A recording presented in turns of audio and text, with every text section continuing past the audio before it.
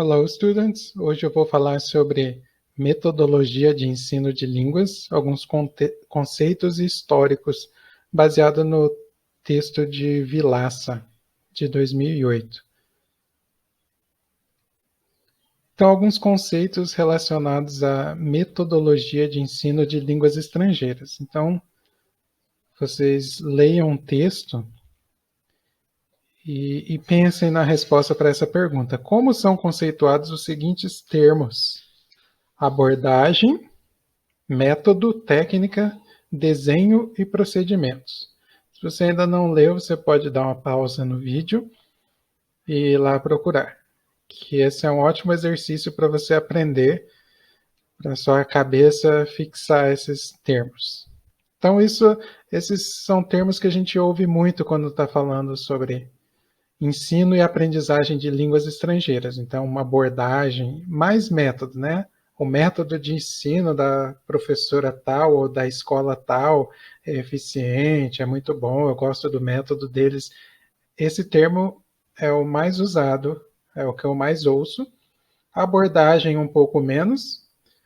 E daí técnica, desenho e procedimentos talvez seja algo mais específico de quem trabalha na área ou estuda. Então, sabendo, vamos rever o que Vilaça traz lá. Ele se baseia em 3 autores. Primeiro, ele traz o mais antigo, que trata desses termos, que é o Edward Anthony, que vocês podem ver ali na foto. Em 1963, essa era a moda da época dos professores.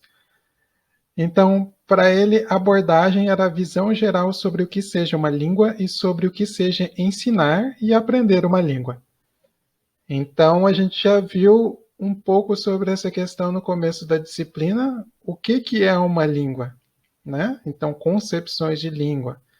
Lembrem-se lá, língua, a gente vai ter visões diferentes, né? Então, as abordagens vão ser diferentes. Uns vão ser mais estruturalistas, outros mais pós-estruturalistas e muitas coisas entre as duas e coisas diferentes. E também sobre o que seja ensinar e aprender, a gente também viu em teorias de aquisição de língua, né? Então, os inatistas vão pensar que aprender é só se expor aos inputs compreensíveis, então a língua, escutar pessoas falando, ler textos, então você vai aprender. Essa é uma visão de o que seja aprender uma língua.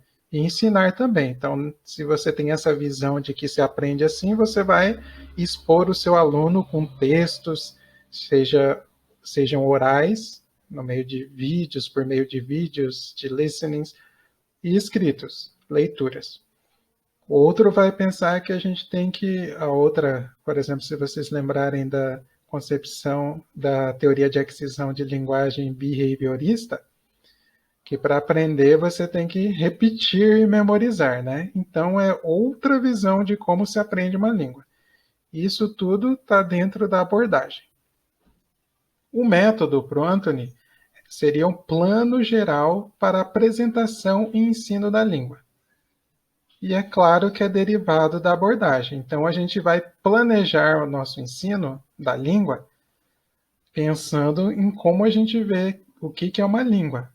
Se é uma estrutura, a gente vai separar as estruturas para o nosso aluno aprender. E se ele aprende por repetição, por exemplo, então a gente vai repetir aquelas estruturas.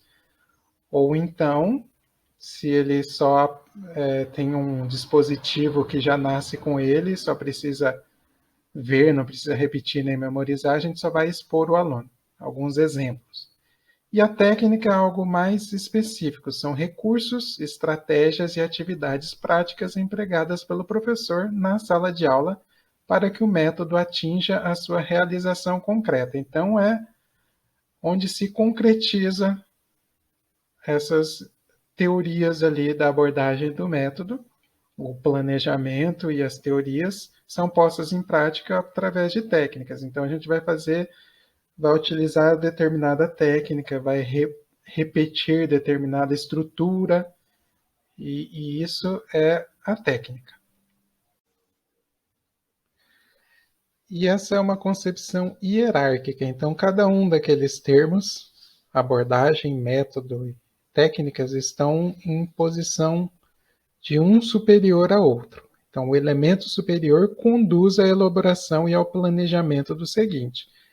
Como eu já falei, então, dependendo de como se vê a língua e como se vê o que é aprender essa língua e ensinar, a gente vai pensar no método. E dependendo de como a gente planejar o método, a gente vai pensar nas técnicas. Então, o método, o elemento intermediário nessa hierarquia, ali no meio, ele deriva da abordagem do professor. Então, o que ele pensa sobre o que é língua e o que é ensinar e aprender uma língua. E, por consequência, influencia diretamente a escolha e o emprego das técnicas de ensino. Então, se o professor pensa que tem que se aprender por repetição, vai ter técnicas lá, vai planejar repetições e na técnica vai se concretizar essas repetições de determinadas maneiras. Talvez só um elemento muda nessa repetição, que são chamados drills, que a gente vai ver em um método específico e assim por diante.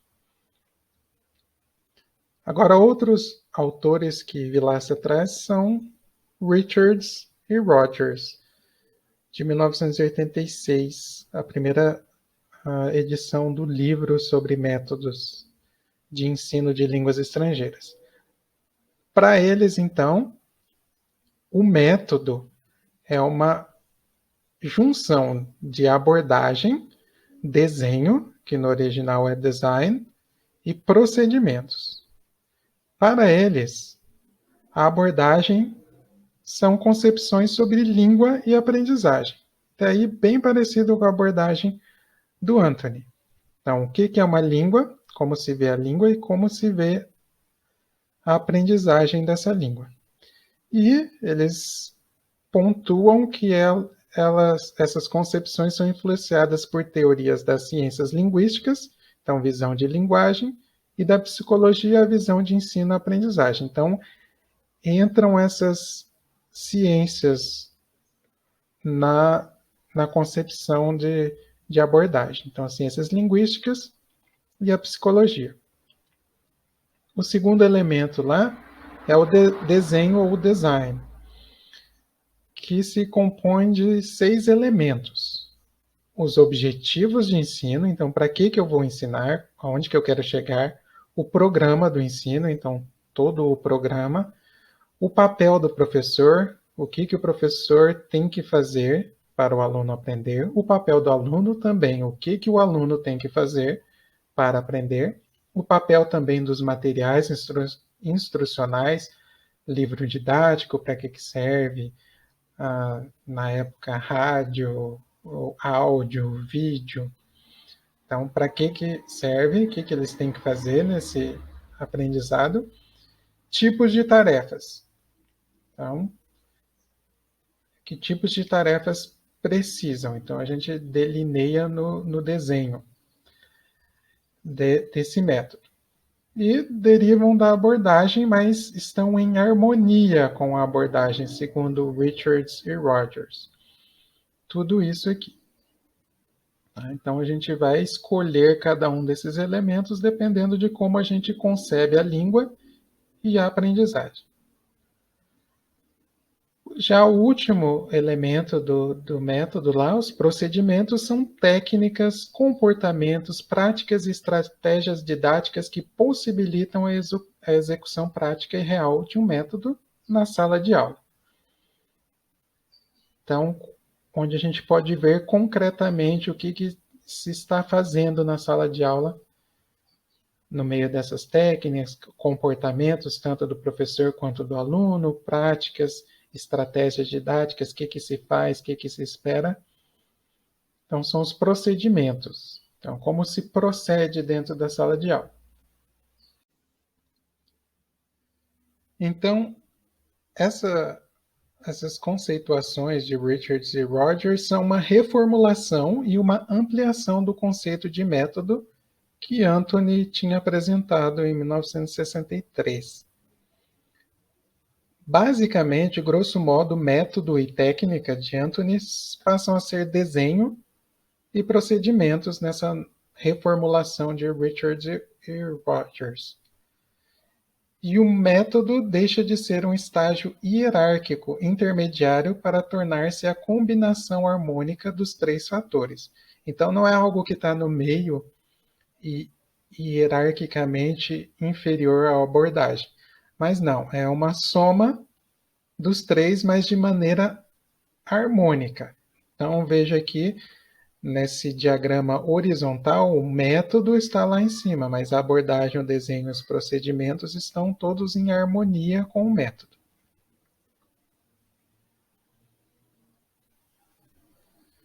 Algumas considerações, então, é no elemento design, ou desenho, na tradução do Vilaça, que Richards e Rogers oferecem um maior detalhamento e refinamento para o estudo, a análise e a avaliação de métodos de ensino de línguas estrangeiras. A subdivisão do desenho nos 6 elementos possibilita melhores recursos para a descrição de um método. Então, se você quer falar sobre o método, descrever o que é método, esses 6 elementos do design te dá uma melhor noção. Você quer falar para alguém, olha, o método que eu desenvolvi ou que eu sigo tem esses objetivos, o papel do professor é esse, o papel do aluno é esse, os materiais são esses, e a gente... Então, a pessoa que está ouvindo ou lendo sobre esse método vai entender melhor, ok? Então, para isso que é útil essa descrição do design que Richards e Rogers traz. Então, as concepções sobre método oferecem a professores e pesquisadores meios e parâmetros que podem auxiliar na descrição e na análise dos diferentes métodos existentes. Se você, por exemplo, quiser comparar 2 métodos diferentes de ensino, você vai ter elementos para comparar entre eles. Não só falar, esse aqui é bom, esse é ruim. Primeiro falar, nesse método tem esses objetivos, o papel do professor é esse, se vê a aprendizagem dessa maneira, se vê a língua dessa maneira. Daí você vai comparar com outro método que vai ser diferente em cada um desses aspectos. E claro que há críticas ao conceito de método em si. E a gente vai tratar disso na disciplina também. O primeiro e maior crítica é o caráter prescritivo do que seja um método. Então, você vai, como um médico, prescrever para aquele seu professor lá como se deve ensinar. Então, como a prescrição do médico, você tem que tomar um remédio lá tantas vezes por dia, tantas gramas, tantos comprimidos, e assim por diante. Então, o professor só vai reproduzir na sua aula essas técnicas elaboradas e prescritas por terceiros, aqueles que estudam sobre o que é método, sobre o que é aprendizagem, sobre o que é língua. Então, isso é uma crítica porque é algo negativo. O professor tem o seu papel reduzido nesse processo de ensino-aprendizagem da língua. Então, ele só tem que seguir o método. E acreditem que há muitas escolas que seguem isso. O professor entra, aprende a reproduzir aquele método, tem que fazer determinadas técnicas, tem que fazer os alunos repetirem, tem que fazer os alunos atuarem ou só fechar os olhos e escutar sem pensar muito. Então, tem diversas dessas situações. Então, isso é uma crítica feita ao conceito de método em si. Outra crítica ao conceito de método é que método geralmente é apresentado como algo descontextualizado. Então, os teóricos ou os proponentes de métodos de ensino de língua estrangeira, sejam teóricos, sejam também donos de escola de línguas, ignoram as especificidades e as realidades contextuais, partindo do falso princípio da homogeneidade das salas de aula. você como aluno ou como professor, é só pisar numa sala de aula já consegue ver que cada aluno é diferente, cada sala de aula é diferente, cada dia é diferente, cada aula é diferente, sem contar países diferentes. Então, quando a gente pensa num material didático que é feito para ser distribuído e vendido no mundo inteiro, já é grande o problema da descontextualização desse método, né? Não vai, tem que ser, seria algo, a gente pensa em método, então tem que ser algo que serve para todos, como se fosse homogêneo. Todos fossem iguais, precisassem da mesma coisa, aprendessem da mesma forma. Então, essa é outra crítica ao conceito de método. Assim como nessa figura ali do menino, o método não se encaixa ali. Então, como aquela roupa ali, que está muito grande para ele, então não serve para ele. Talvez um método que seja perfeito para alguém ou para uma aula não sirva para outra, ou para outro grupo, ou para outro aluno. Outra crítica ao conceito de método, para se falar em método, é a abrangência e a polissemia desse termo, método. Então, pode ser muitas coisas como quando a gente fala de método. Pode ter vários significados e pode abranger muitas coisas. Então, o termo método é adotado com diferentes significados e se refere a diferentes dimensões e estágios da prática docente. Algumas vezes o termo é empregado como sinônimo para abordagem, metodologia, princípios, técnicas, estratégias, entre outros termos, o que ocasiona imprecisão terminológica. Eu disponibilizei um texto do professor Wilson Leffa, que ele trata de um pouco do histórico e descreve os principais métodos de ensino, que no texto dele ele chama de abordagem. Cada um dos métodos, que é o método direto, o método audiolingual, ele chama de abordagem. Então, ocasiona imprecisão. Então, se a gente for falar de método, dependendo de quem está falando, em que circunstância, vai significar coisas diferentes. Talvez se você falar, método segundo Richard e Rogers, aí quem entende, já estudou, vai saber do que você está falando. E a última e mais recente, que muita gente já chegou a essa conclusão, quanto à crítica ao conceito de método, é a inexistência do método perfeito. Então, se constatou a enorme diversidade de fatores envolvidos no processo de ensino-aprendizagem, então não dá para fazer um método que vai dar conta do aprendizado de toda e qualquer pessoa, todo e qualquer aprendiz. Então, na história da busca do desenvolvimento de métodos de ensino e aprendizagem de línguas estrangeiras, se buscou durante muito tempo, como uma obsessão, aquele método perfeito, que seria o melhor, que faria todas as pessoas aprenderem eficientemente uma língua estrangeira e rapidamente. E ainda hoje, se vocês virem propagandas nas redes sociais ou mesmo de escolas de línguas, eles vão dizer que tem um método melhor, mais eficaz. Aprenda inglês dormindo, aprenda em 3 meses e assim por diante. Então, essa é uma obsessão que tem na história da busca dos métodos, tem sido buscado. Então, o método perfeito.